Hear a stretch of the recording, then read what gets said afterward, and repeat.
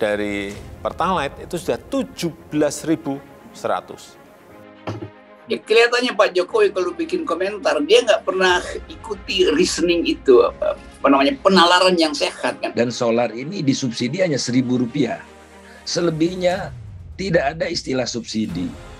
Nah, jadi apa yang dikatakan Pak Jokowi, dari mana itu angkanya?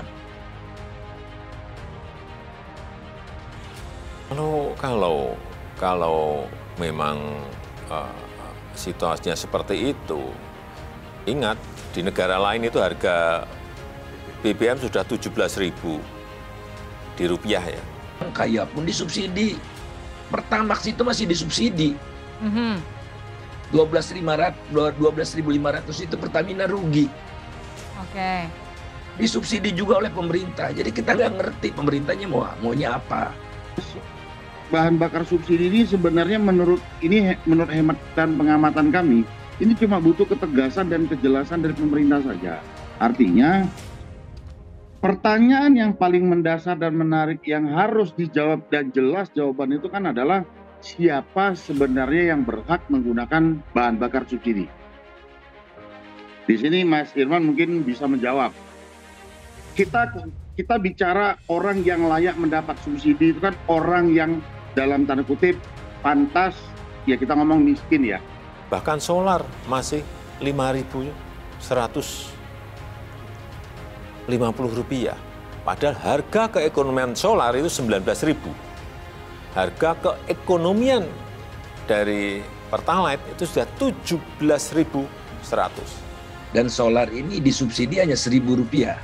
Selebihnya tidak ada istilah subsidi. Nah, jadi apa yang dikatakan Pak Jokowi, dari mana itu angkanya? Nah, ya tentu saja kita tahu, jadi ada namanya subsidi terselubung. Wujudnya adalah dana kompensasi. Ini pilihan-pilihan, memang sekali lagi, dunia dalam keadaan yang sulit, kita pun juga berada pada posisi itu. Hanya kita memiliki keuntungan karena harga kenaikan komoditi. Ya, kelihatannya Pak Jokowi kalau bikin komentar, dia nggak pernah ikuti reasoning itu, apa namanya, penalaran yang sehat kan. Jadi dia buat perbandingan hanya untuk menyelamatkan proyek dia sendiri itu. Sambil pada saat yang lain dia seolah-olah ingin supaya terlihat dia tidak pro pencabutan subsidi itu. Tapi selalu orang dia tahu nggak pro pencabutan subsidi, ya udah yang IKN itu yang dibatalkan supaya daya beli itu turun, bukan lewat subsidi. Ini kita masih kuat dan kita berdoa supaya APBN tetap masih kuat memberi subsidi. Kalau sudah tidak kuat, mau gimana lagi? Ya kan? Saya ingin sampaikan bahwa rakyat kita belum selesai dari masalah pandemi. Sudah muncul berita baru yang tak sedap bahwa pemerintah akan menaikkan harga BBM. Di mana-mana masyarakat sudah mengeluh. Jika pemerintah belum mampu membuat rakyat bahagia, paling tidak cukup tidak dibuat rakyat menderita. Kacau balaunya pengaturan APBN oleh negara ini. Bukan karena COVID ya, kalau COVID kan pemerintah punya keleluasaan. Sebelum COVID pun peraturan ini sudah kacau. Sudah diterjang kiri kanan oleh pemerintah. Jadi disiplin anggaran ini tambah lama tambah rusak. Itu yang harus kita luruskan ya. Nah sekarang tidak tahan. Kan kemarin janjinya apa? Wah Indonesia inflasinya paling rendah di dunia gitu kan. Nah sekarang, kita nggak tahan. Rupanya inflasinya nggak gratisan itu. Ambisi presiden yang nggak masuk akal. Lain kalau ambisinya masuk akal kan tetap dia menyimpan buat main politik dan buat IKN.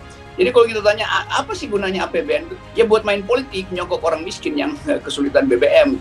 Buat apa lagi? Ya buat memastikan bahwa dia akan diingat sebagai orang yang memindahkan jin dari Jawa ke Kalimantan.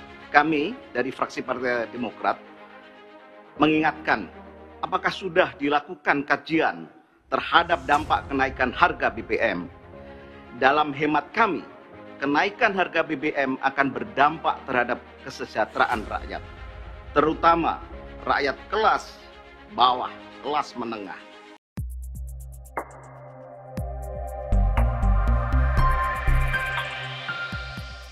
Kenaikan harga BBM subsidi jenis Pertalite dan solar akan berdampak melambungnya harga-harga barang atau inflasi. Kondisi ini akan semakin memberatkan kehidupan kaum menengah ke bawah.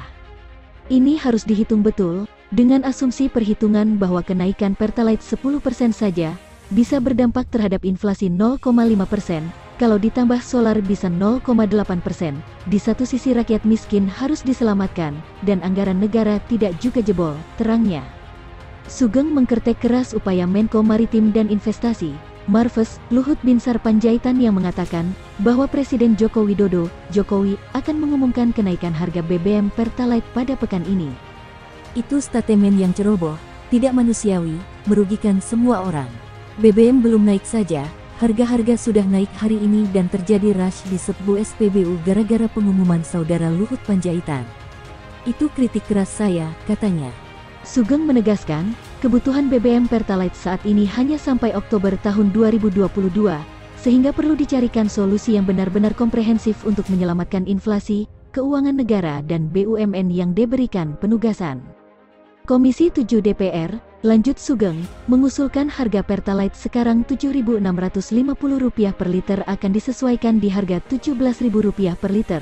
Begitupun harga solar sekarang Rp5.510 per liter akan menjadi sektiar Rp10.000 per liter.